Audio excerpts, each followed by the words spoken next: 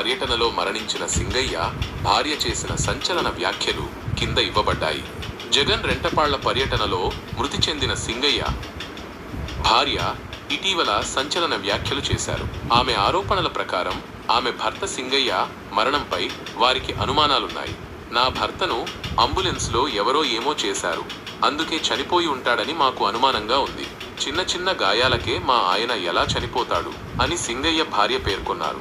ఆమె ఇంకా మాట్లాడుతూ, సింగయ్య చనిపోయాక మంత్రి లోకేష్ మనుషులు 50 మంది మా ఇంటికొచ్చి మమ్మల్ని ఇబ్బంది పెట్టారు. అప్పటి వరకు బాగా మాట్లాడిన వ్యక్తి అంత సడన్ గా ఎలా చనిపోతాడు? కొందరు వైసీపీ వాళ్ళు ఆటోలో ఆసుపత్రికి తీసుకెళ్దామంటే వద్దని అంబులెన్స్లోనే తీసుకెళ్లారు అని తెలిపారు. ఈ వ్యాఖ్యలు సింగయ్య మరణంపై పలు ప్రశ్నలను లేవనెత్తుగానే ఉంది. అంబులెన్స్లో ఏమన్నా చేశారేమోనని. అది జగనన్న గారంటే మాకు చాలా అభిమానం. కానీ మమ్మల్ని ఎంతమందో వచ్చి ఇబ్బంది పెట్టినా కానీ మేము ఆయన గురించి మాకు అండగా ఉండాలని జగనన్న గారు మేము వాళ్ళకి ఏది కూడా మేము చెప్పలేదు వాళ్ళకి. ఎందుకంటే మాకు సాయం చేసే నాయకుడు, మా అభిమానం ఉన్న నాయకుడు ఆయన. ఏమని చెప్పారమ్మా మీ దగ్గరికి వచ్చి? ఏమని చెప్పారు?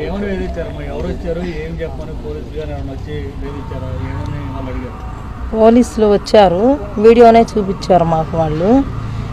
మరి లోకేష్ గారు పంపించారు, మేము కూడా మీ అసీలమే అని చెప్పారు, మీ కులస్తులమే అన్నారు. వాళ్ళు వచ్చేలేకే నాకు అసలు భయం వేసి మేమైతే ఏం చెప్పలేదు. తర్వాత లోకేష్ గారు పంపించారు అని చెప్పారు మాకు. మమ్మల్ని ఎంత ఇబ్బంది చేసి ఎంత మాట్లాడాలన్నా కానీ మేమైతే ఏమీ మాట్లాడలేదు.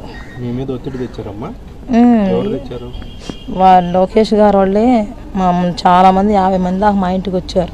చెప్పేశారు వాళ్ళు, మేము లోకేష్ గారు పంపించారండి మమ్మల్ని అన్నారు. ఆ మాట వాళ్ళు ఎలా జరిగిందమ్మా మీకు చూడమ్మా, మరి ఇతను యాక్సిడెంట్ అయింది కదా, కారు కింద పడిందని అన్నారు వాళ్ళు. ఆ మాటే చెప్పారు వాళ్ళు, కానీ మేము నమ్మలేదు. అది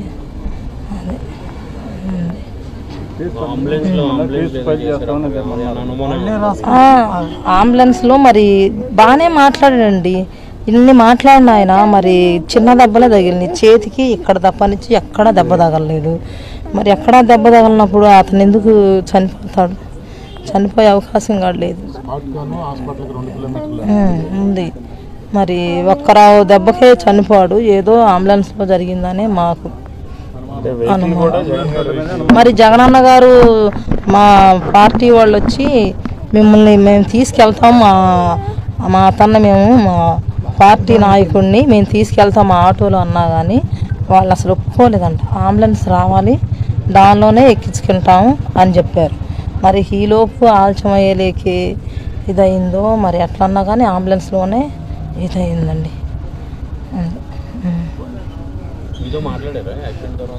లేదండి, ఫోన్ నెంబర్ ఇచ్చారు మా అల్లుడిది, మా తమ్ముడే. అయితే మా తమ్ముడు మా దగ్గరే ఉంటాడు. చెప్పంగానే మేము వెళ్ళిపోయాం. ఏంటంటే అమ్మ చిన్న దెబ్బలే అని చెప్పారు, చెప్తే మాట్లాడలేదండి. ఆయనతో మాట్లాడలే. ఆయన ఎవరితోనో ఎవరో ఫోన్ చేసి చెప్పారు. ఇప్పుడు కలిస్తే ఆయన మాకు కుటుంబానికి అండగా ఉంటామమ్మా. పిల్లల చదువులకు బాధ్యత.